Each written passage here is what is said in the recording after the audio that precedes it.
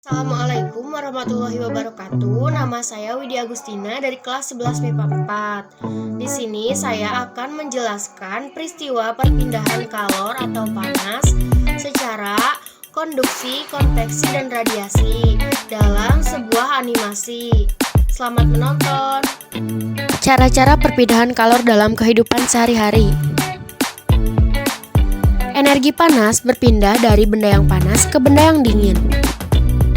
Perpindahan panas terjadi melalui 3 cara, yaitu konduksi, konveksi, dan radiasi. Konduksi, perpindahan kalor tanpa disertai perpindahan zat perantara. Agar kalian lebih memahami, amatilah rangkaian peristiwa berikut.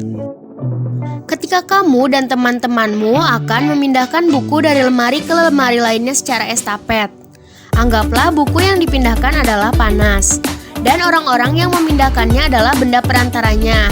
Kamu dan teman-temanmu berdiri sejajar dan memindahkan buku tersebut secara estafet. Jadi, peristiwa ini yang berpindah hanya bukunya saja. Kamu dan teman-temanmu diam di tempat, tidak berpindah. Begitupun dengan peristiwa konduksi, hanya panas yang berpindah, benda perantaranya tetap. Perhatikanlah contoh peristiwa konduksi ini. Andi akan merasa kepanasan setelah memegang sendok tersebut. Sendok logam akan terasa panas ketika dimasukkan dalam sup panas, karena panas dari air akan berpindah ke seluruh bagian sendok. Konveksi. Konveksi adalah perpindahan kalor melalui perantara, di mana zat perantaranya ikut berpindah. Agar kalian mudah memahami, simaklah peristiwa berikut. Contoh perpindahan panas secara konveksi dapat kita lihat pada saat kita memasak air di panci.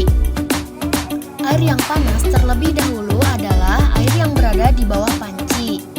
Air tersebut mendapatkan panas dari panci yang terkena api. Kemudian panas akan naik, dan yang dingin akan turun.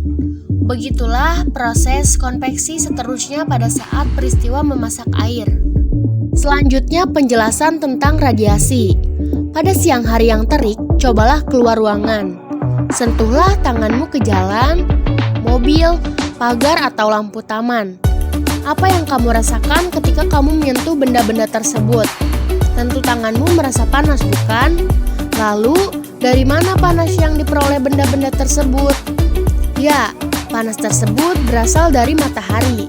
Panas matahari sampai ke bumi melalui pancaran gelombang elektromagnetik yang terjadi secara terus-menerus melalui luar angkasa.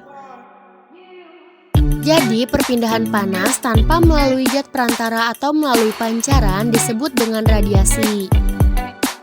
Agar lebih jelas mengenai peristiwa konduksi, konveksi, dan radiasi, maka perhatikanlah peristiwa berikut ini.